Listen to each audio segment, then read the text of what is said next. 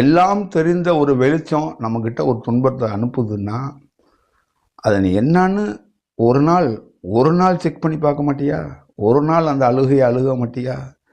ஒரு நாள் அதை கடக்க மாட்டியா? அப்படிங்கிறது தான் அதோடைய சூழல்.